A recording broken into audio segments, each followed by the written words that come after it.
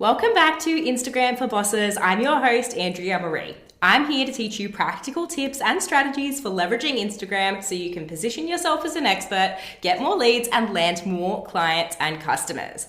I am so excited for today's episode because we're being joined by marketing queen Ashley Ann, who's going to talk to us about how to scale your business to 7 figures. So stay tuned because you won't want to miss this episode. Seriously, Ashley shares so many nuggets of wisdom and actionable advice, so you're not going to want to miss this one. Before we start, I wanted to remind you to follow me over on Instagram. You can find me by searching at Andrea Maree Creative. I share lots of free tips and trainings over there, and we always have a lot of fun. If you're loving the podcast, I'd appreciate it so much if you left me a rating and review. This helps the podcast get discovered by more people so we can make a bigger impact on people's lives and businesses. Now, let's get back to today's episode. Today, we have a very special guest on the show. Ashley Ann, also known as King Ashley Ann, is a talented business builder, public speaker, and social media strategist. Ashley has helped over 11,000 individuals monetize their social media and over 700 people create 6-figure incomes. She has currently helped 151 people create 7-figure incomes, and 9 of her clients are consistently doing $1 million months. Today, we're lucky enough to have her on the show to share her wisdom and expertise. So, Ashley, without further ado, welcome to Instagram for Bosses. Thank you for having me. We're so excited to have you. So, can we start out by you telling us a little bit more about yourself and how you got started in business? Sure. So, I'll be quick about it. Basically, I grew up in the country and I did all the things they told us we were supposed to do, right? Which is, you go to school, you get a job, you're supposed to find a house, be financially responsible or whatever, and like live happily ever after. And that did not work for me at all. I actually, when I got done with my undergraduate degree, it was when the recession was happening. So that's maybe 08, 09 here in the States. And literally, people had gone to school for 4 years or 6 years. I was in the process of wrapping up my master's degree, right? And so there's these massive expenses for these degrees, all so you can get out of school and make $9 an hour. It was crazy. So you could not afford to pay, any of your bills or anything like that. And so anyway, in my graduate program, I had an entrepreneurship program, entrepreneurship class, and we had to do a feasibility study. And so I did this feasibility study on an event design and production company, which I actually still own. And that's how I made my first $1 million was with that. And that's actually what taught me that I was really good at social media. So I'm, working my 9 to 5 or whatever.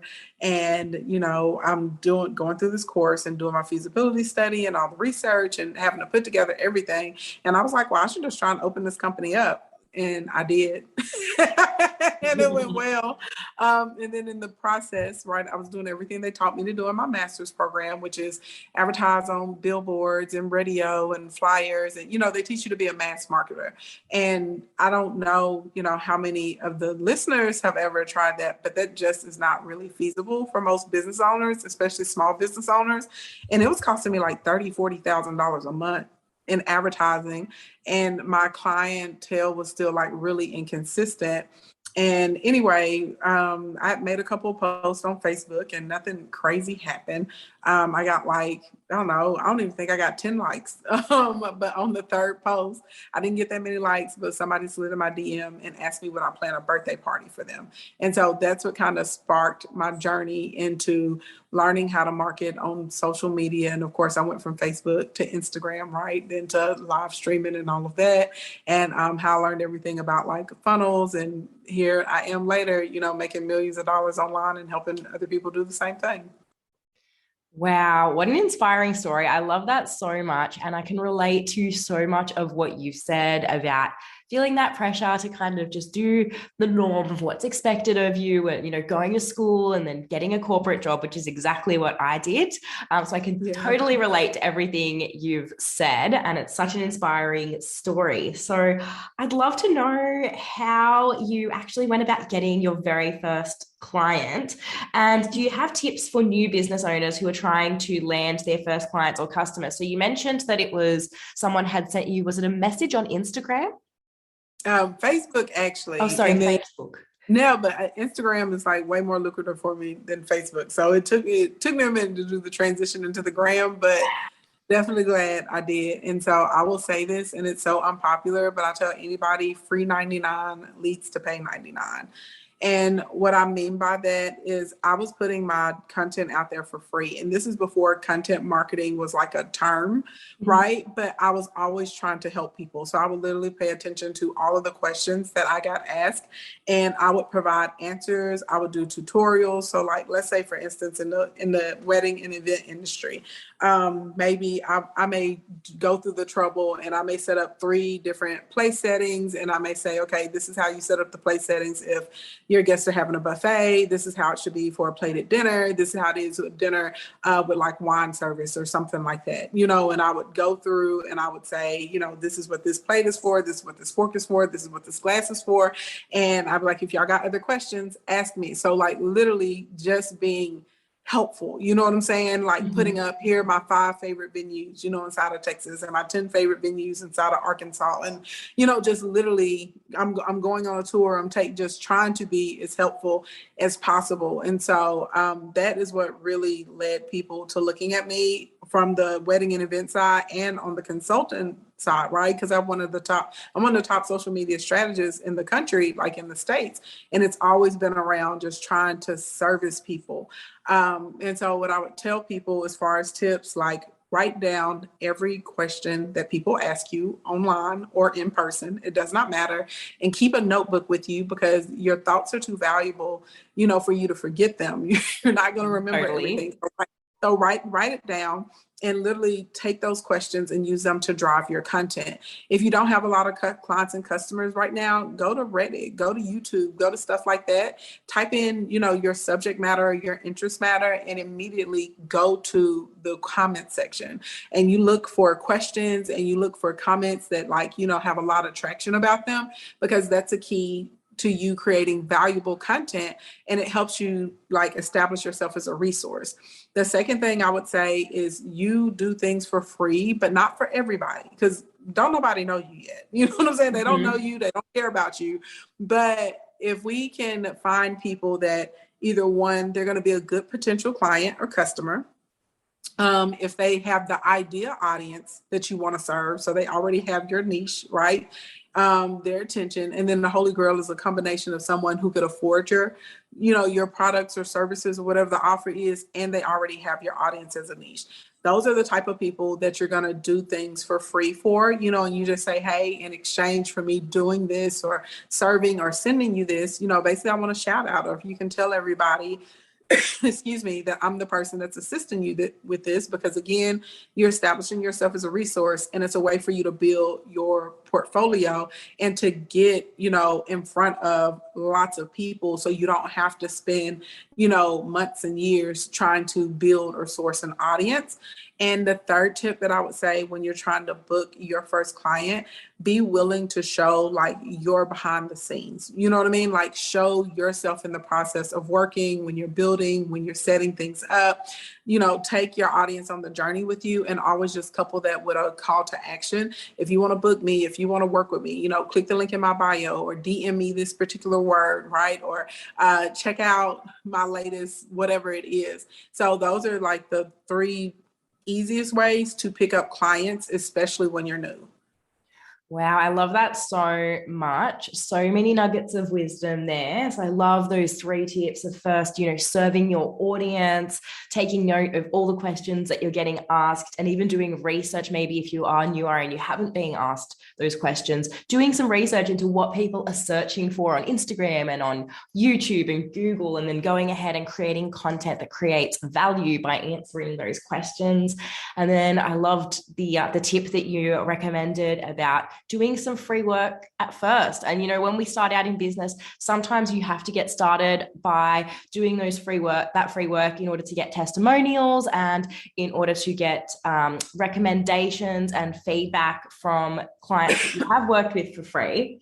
And then the third tip that you mentioned about showing the behind the scenes of your business and giving people a taste of what it's like to work with you. Loved those tips. So you mentioned that you are now a 7-figure entrepreneur, which is so inspiring and incredible. Can you talk us through the story of how you hit your first 7 figures? How long did it take? What was that experience like? And what strategies did you use to implement and scale to 7 figures?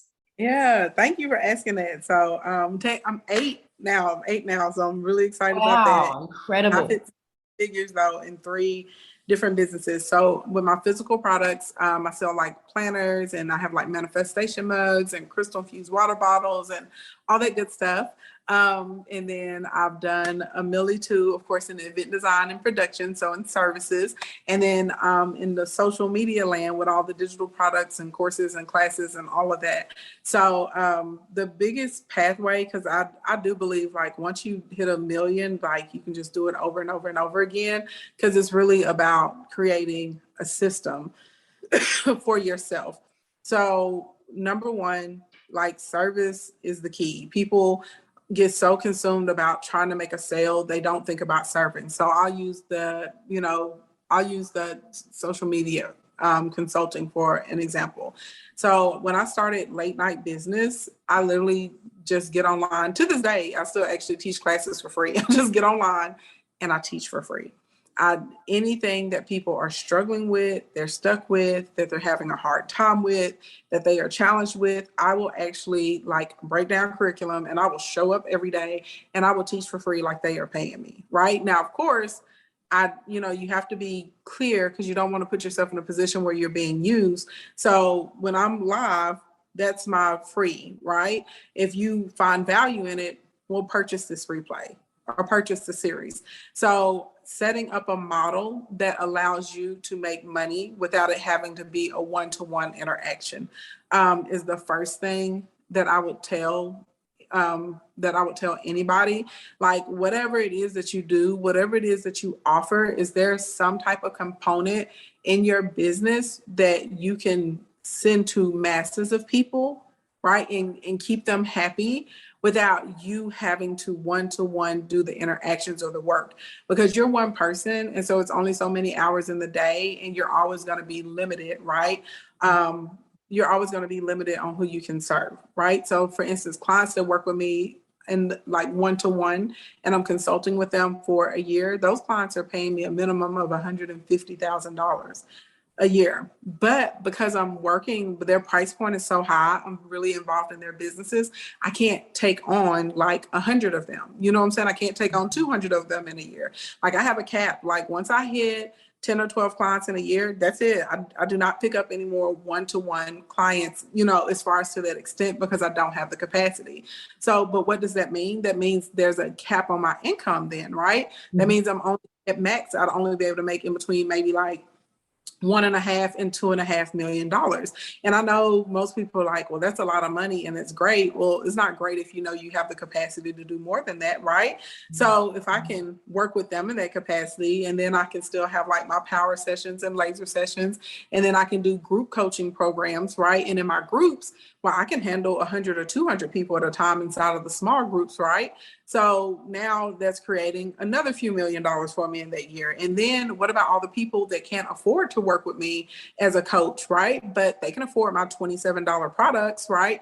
They can afford, a $17 ebook from me. They can afford a $297 Facebook course to show them how to create. So like literally looking at what you do and figuring out, how do I create a way that I can positively impact as many people as possible, but I don't necessarily have to be involved one-to-one with them, if that makes sense. Because anytime you're going to be trading time for money, it's always going to limit how much you can earn.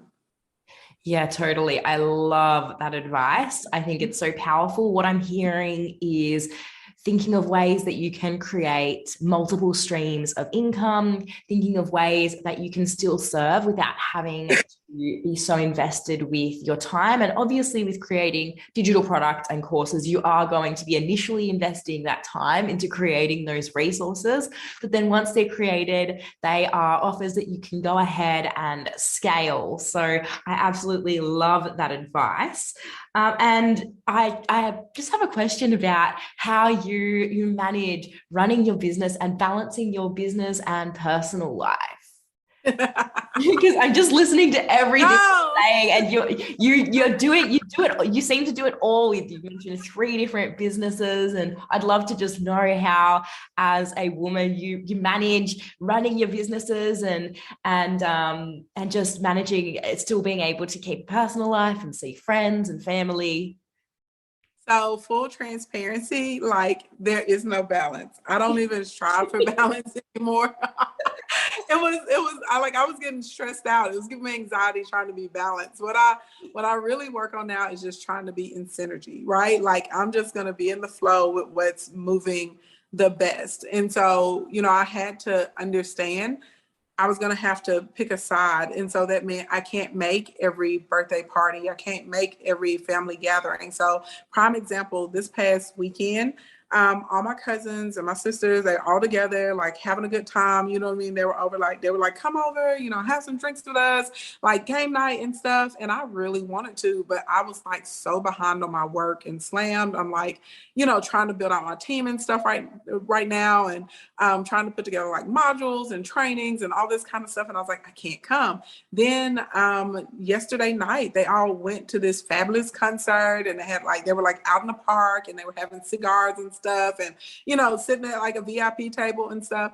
I could not go. You know what I mean? Because I needed to work. I needed to get caught up with everything. And then, right, I still have to try and make time for like my fiance and to see my parents and talk to my, friends. And I'm in the process of like planning a wedding and stuff. So it's all of this stuff. And it's like, okay, I have to pick and choose like what I want to do with my hours in a day. So like I couldn't go hang out with them this weekend, but I'll be able to hang out with them, you know what I'm saying? Like in a few days. And then it'll be like, but I got to get my work done by this amount of time, or at least get to a stopping point, right? When it comes to the work. I have certain days of the week that I schedule my client calls on, and that's all I do. So over here in my land, it's called like Talk Tuesday. And that's when I take client consultations. That's when I do our hyper sessions. That's when I, if I have to take like, new queries, discovery calls, I only do it on Tuesday. That's the day that I have designated for that. On Mondays, I don't take any calls at all. That's my admin day, and I can just fiddle around and do my own thing. Wednesdays and Thursdays, those are days I'm going to have site visits on, right? Or if I have to travel to go like speak at an event or something like that. So like having structure, and it's really boring. It's not really sexy, but having some structure and being disciplined and time blocking. And so like creating certain days of the week and even hours of the day where it's like, okay, from 10 to 11 is when I check emails, and from 1 to 3 is whenever I return phone calls that need to be made outside of Tuesday, because I'm right on the phone with my clients all day. and like literally being that structured. And from 5 to 7 is when I'm doing my research time. Every Wednesday at 10:30, I have a team meeting, like literally like putting the structure in there.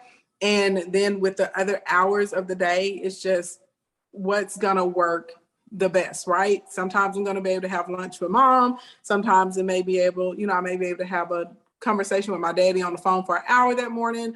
Maybe on a Friday night, instead of hanging out with my fiance, I'm going to go out with my sister and all my cousins, but I have to pick and choose. I don't have the ability right now, because I'm in the expansion phase and building phase, to just always be doing all of the social stuff I want to do, right? But I'm trying to get everything together because I do want to have children. I do want to have more time for like fun and family activities. And, I've been trying to build out, okay, well, how do I keep my income, right, coming in? It has to match or to exceed what I'm doing right now.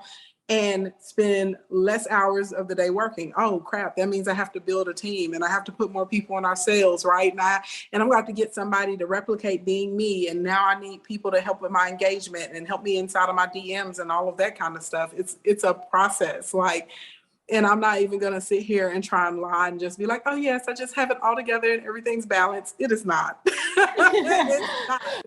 Thank you for sharing that.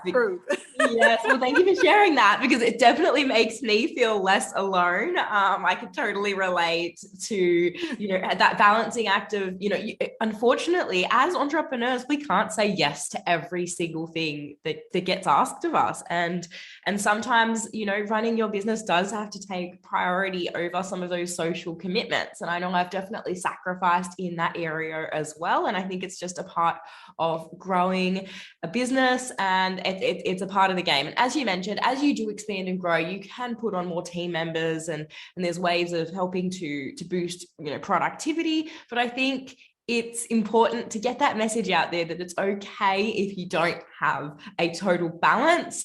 I think it's normal. I think many entrepreneurs go through the same thing. So thank you so much for sharing your experience. Definitely makes me feel less alone. Yeah. It's seasons, like, and I think people, and I wish people would be honest with that. You know what I mean? Like, you're going to go through a season of expansion. You're going to go through a season of late nights, early mornings. You're going to go through a season of like team no sleep, you know what I'm saying? And then you're going to go through a season of ease, and all of a sudden you do 1 hour work and it gets you 10 hours of results. You know what I'm saying? Like, and I and this is one thing, like, I love social media because it's really great as far as people being able to like build businesses and, you know, like, honestly, like, make profit with their fingertips and their phone. That part is amazing. But it also, there's this false, like, imagery that people will put out there, and they act like being an entrepreneur is just always so glamorous and so much fun, and all of us are just floating around on yachts and, you know, and jets and drinking champagne and sitting at home in our pajamas, you know, with like an Hermes throw on us, you know what I mean, just making tons of money. And I'm not saying that I don't have those experiences. I do have some of those experiences, but there's also several days I'm literally sitting in here on my laptop, like eyes burning to 3 a.m, trying to troubleshoot one of my clients' systems, or helping them with one of their lunches, or in the process of helping them build out their team. You know what I mean? Like, it's so much work. There are times where literally I leave this house with my suitcase and I may not come home for 3 weeks because I'm like, I'll give you an example. In May, I was in, I was in LA, I was in Chicago, I was in Houston. I came back home for 12 hours to Little Rock, Arkansas. Then I was in Miami. Then I was in Jamaica. I came back home to Little Rock for a day and a half, so about 38 hours. Then I left. I had to go to Fort Lauderdale to speak at an event. Then I went from there through to Atlanta, and then finally back home. Like, it was nuts. You know what I mean? Like, I'm exhausted just listening to that. Yes, wow. Literally, like, on a plane, off a plane, on a plane, off a plane, in a hotel, you know what I'm saying?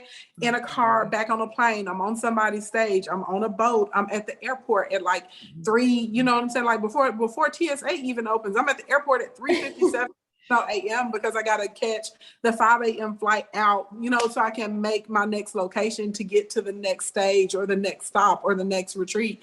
So literally, and I don't want to sound like I'm complaining, like, I'm extremely blessed to be in that period, but like, I'm building all this stuff because, you know, in the next 18 months, I don't want to be dragging around my suitcase like that unless I'm going on a vacation. I want to be at home and hopefully having a baby, you know what I'm saying? Yeah. And getting online for a couple hours a day and teaching and streaming, and then, you know, helping my kids with like homework or a language class or something. But literally, you know, there are seasons, and I think it makes me, I get so sad sometimes because I feel like social media, when I talk to small business owners and stuff, it makes people feel bad. They feel like they're not enough. They feel like they're behind or something. And it's like, you're not behind. And a lot of this picture perfect life that these people are creating, they do not live it. You know what I mean? Like, it's not realistic. It's not realistic. Like, none of us have it together all the time. Nobody does. It's just, you get different seasons and you get different periods. And the beautiful thing about life is we get to pick and choose what period or what season we want to be in. You know what I mean? Totally, totally. I can really appreciate everything you're saying. And thank you for the transparency because, as you mentioned, on social media, you do just tend to see people's highlight reels. And I think there is that comparison, especially for newer entrepreneurs who are seeing people gallivanting around on yachts and, you know, these expensive and lavish shopping sprees. And they think that that's what it means to be successful, but they don't actually see the behind the scenes of everything else that is involved in that is usually just one small aspect of a much bigger picture. So thank you for sharing that. Now, you mentioned Instagram and Facebook. Now, I know that you have a following of over 1 million people on Instagram. I wanted to know if you... It's so crazy. That's just amazing, incredible, what an inspiration. Now, do you think it is still possible for those people who are just starting out, who maybe have less than 1,000 followers, they still, do you think they can still monetize on Instagram with having a smaller following? And if so, I'd love to know, you know, your thoughts on that. Oh my God, yes. So I have so many clients, and I tell people this all the time, like, popularity does not equate to prosperity at all. I cannot tell you, girl, how many people that I know personally that have over 1 million followers, they have blue check marks and all of that, and they are broke for broke, okay? Just because someone has a big following does not mean that they know how to make money with their platforms. And then I have hundreds of clients, like right now, and they literally have under 1,000 followers, and they're making in between $5,000 and $10,000 a month. It's way easier than people think. One, when your page is smaller, it's way easier to stay connected to your audience. So one thing that I experienced recently, so as your accounts grow with Instagram, like the bigger you get, they start to monitor you more. And so like once I crossed over to 1 million, like I'm not joking, they've been going through and like taking down videos from like 2016 and 2017 from copyright violations because I had like a song on the video. Or when I started the live stream, you could hear like music in the background. It's crazy, right? Because I've hit, you know, like 1 million. And so all of a sudden, you know what I mean? I'm like in a different under a magnifying glass. Yes. So like when you have a smaller account, like it's way easier to be connected to your audience. It's easier to manage your comments, your DMs, and to be able to move people over to your list. Like, let me make sure I make this very clear, y'all. You have to list build for your life. If anybody's out here telling you that you can make money on Instagram without building a list, you can make some, but you're never going to make as much money as if you have your own list. And I highly recommend text messages because most people in our generation and younger than us have our phones with us like over 80% of the time. So you want to get that number. Okay, give me your number so you can call and text and keep up with your people. And once they text you, all you have to do is send them a link to get something for free. And when they put in their name and their email, now you got their email address. Not that big of a deal. But let's build for your life every single day.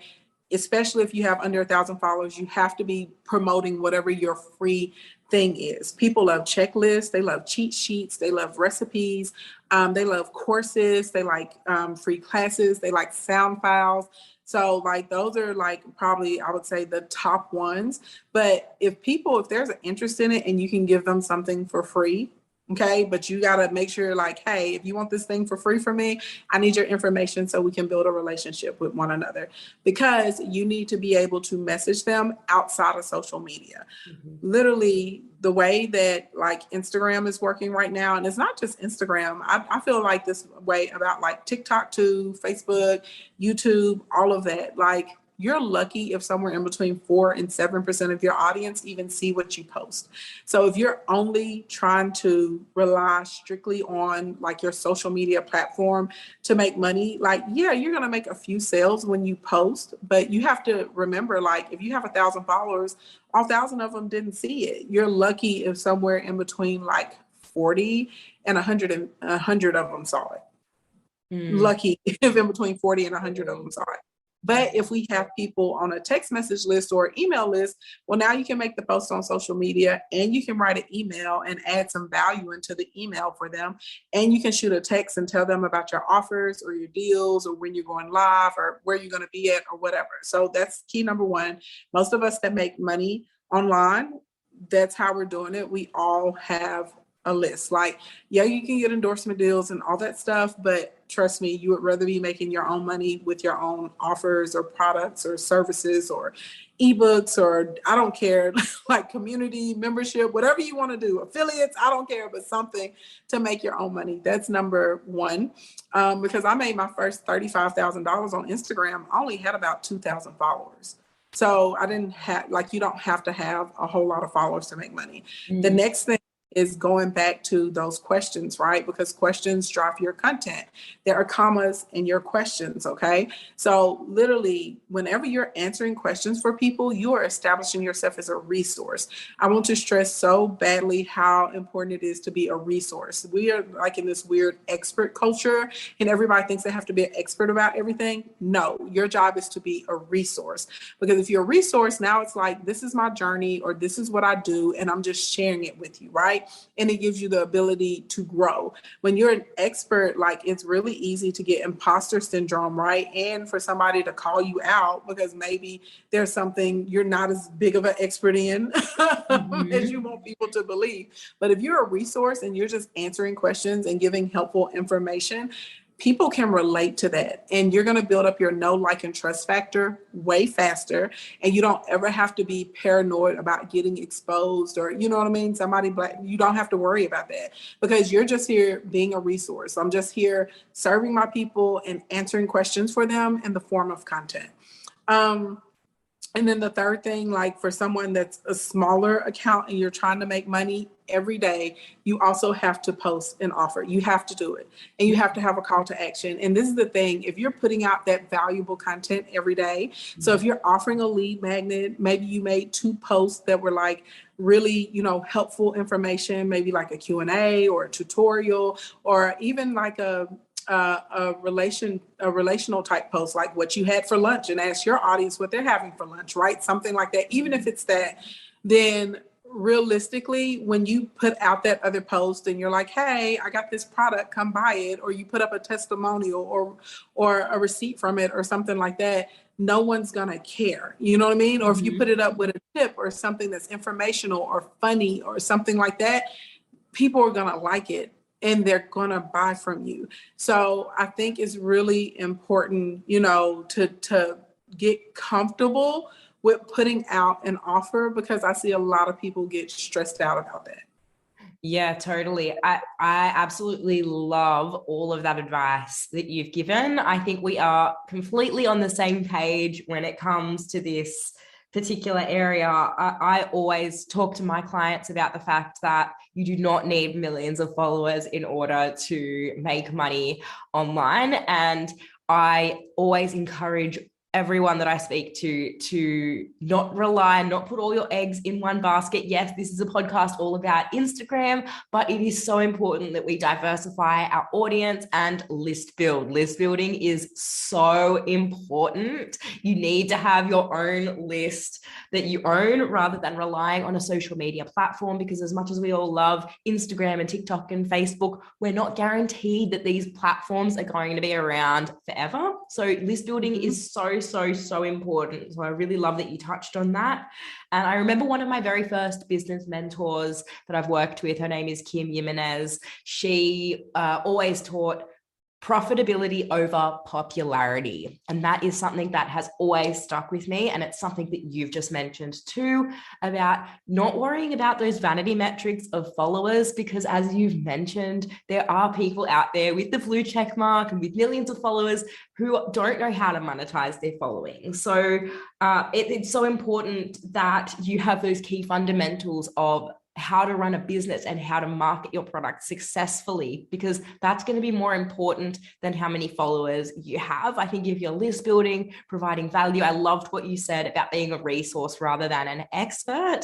I thought that was so incredibly valuable and such good advice. And always making sure that you are serving first and then speaking about your offer. I think people are so scared to show up and talk about their offers. And I notice it more so with women. There's something about women that we just don't like showing up and selling. But I think, as you've mentioned, if you can provide value first, then when you do go in and talk about your offers and programs, people aren't going to be turned off by that because you've just given them so much incredible value. And, you know, it is a two-way street. You know, you give value and then you ask for value. So I absolutely love everything that you've said there. Now, we'll finish on one final question. What is your opinion, or what is the key to converting sales online? I love that question. It's easy, easy peasy. Okay, so being consistent, like you have to show up. If you want your audience to show up for you in the form of sales, you need to show up for them every day in the form of like relationship and content. Like consistency is key. It is king. Okay. Have a call to action on every single post. You got to get bossy in these social media streets. Okay. You cannot just think that people are automatically going to think the way that you do, right? And I see a lot of entrepreneurs, they're like, well, it's self-explanatory. No, it's not. You know, you put 10 people down and show them the same post, and they're going to come up with 10 different conclusions about it. So like you be very direct, and your call to action doesn't always have to be buy. Let me be clear about that. Sometimes the call to action can be listen to this, say good morning, you know what I mean? Tag a friend, anything, but every single time you post, you better have a call to action so people are used to engaging with you. So whenever you do put up the call to action to buy or click or check out this deal, or, you know, whatever it is that you're using, that they are used to interacting with you like that, and they will comply. The next thing I would say is there's some strategies that you can use. Like we use like graduated pricing and stuff like that. And there's nothing wrong with that. But if there's any way that you can find like I call it the full product spectrum. So whatever your lead magnet is, or that free 99 thing is, we're going to offer that, right? Everybody knows you're going to post your content, people are going to click the link in your bio, and they're going to go to your tree, which I would highly recommend everybody switching over to a link tree instead of a website if you haven't, just because it's easier for people to find what they're looking for. And you're going to see your conversions are going to go up from your list and for your sales. But when they click the link in the tree, they can go get your free thing immediately. After they put in their name and their email, or they give you their phone number and their name to get that free thing, you should automatically always send them to a confirmation page with a paid offer. That's where you should have your tripwire or low cost offer should be on that page. And I do not feel like you need to send 3-4 value emails. No, like right from the gate, you let people know I have products and services, and you can participate with me through purchase. So you I call it like a confirmation page, because you're going to say, thank you, you're free. Whatever you just offered them is on the way. You tell them what email or what phone number it's coming from. And then you put a little short video on the page. The video needs to be 1 to 3 minutes long. Introduce yourself, give them some tips on how to get the most out of that free thing that you just gave them, and then go into whatever the next step would be for them, right? And this is where you can introduce a pain point and say like, hey, if you are interested in this, or if you want more help with this, or as soon as you get done with this thing, right, with the free portion of this, your next step is going to be XYZ element of P. And because you're a part of my community now, click this link and you can get this product for, $19.99 instead of $97 or whatever. That way you incentivize them to buy from you and to give it a try. And you take the risk out of it for the client. You make the risk as low as possible. Even if they don't buy, at that point, they know that you have things for sale, which is really important. Mm-hmm. Not that it's a relationship where they just come and get free information and free content from you. On the back end, your autoresponder is going to kick out that first email. And in that first email, you welcome them. You remind them how they met you and where they met you at, because people sign up for a bunch of free stuff. They forget. You give them, tell them that here's your free thing. And immediately, if you are ready for the next step after this, you click this link and you buy this other thing from me. So I believe in an offer like right there on that confirmation page, and initially in my first email. I'm going to continue to send you value, emails and stuff like that, but we're getting that offer right then and there. I call that a tier 1 funnel, and it works so well. And I really love that too for my clients that are like shy or introverted, because it's a really easy way for them to make money. Now, on this free product, because I keep talking about these lead magnets, you have throw the crap out on this. You don't get to say, well, it's free, I don't have to put that much effort in it. No, you need to blow people's wigs back.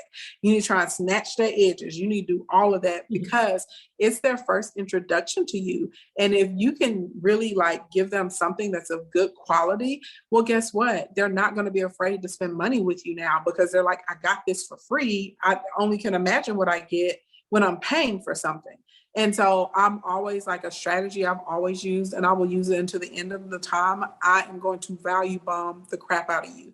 So that free product and that tripwire product, you better make sure that you are bringing it with that stuff. So that way people are like, dang, this is really, really good. That's why my clients, I literally have people that come in and they start spending $7 with me, and they come into, $13,000 and $14,000 programs that I have. They come into $20,000, $25,000 programs, because from the first thing they got from me, it was so valuable and so amazing, and they couldn't believe that they got it for free. They had no problem trying the next product, which would have been like a $19 something, right? And then $100 and then $1,000 program. They had no problem moving up into it, because every time they knew they were going to get their money's worth.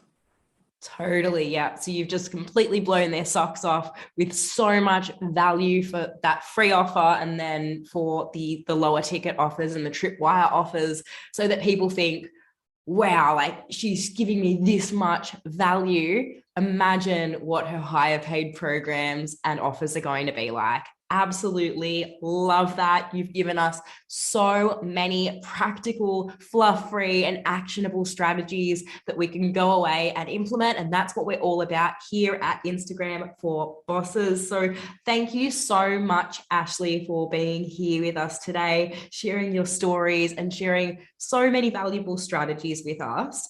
Where can people find you if they want to learn more about you and if they want to work with you? I'm at King Ashley Ann on the gram. I'm at King Ashley Ann on TikTok and YouTube too.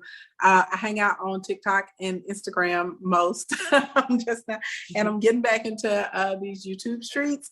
And then also for everyone that's a part of your community, I love helping people make money doing things that they want to do. Like I want people to get paid to do stuff that they like to do or that they feel like they're called to do. So I do a training once a month, and I have one coming up on Sunday. And so if they go to planwithashlyann.com, and I'll send you a link for the show notes. It's a $2,500 class, but they can come totally for free. And now it's an intense training. Like we're going to be there like 3 to 5 hours. Like it's a training, but I will break down the full system that I use and that I've taught my clients to use, and how we're actually out here pulling off 6 and 7 and 8 figures through our social media pages.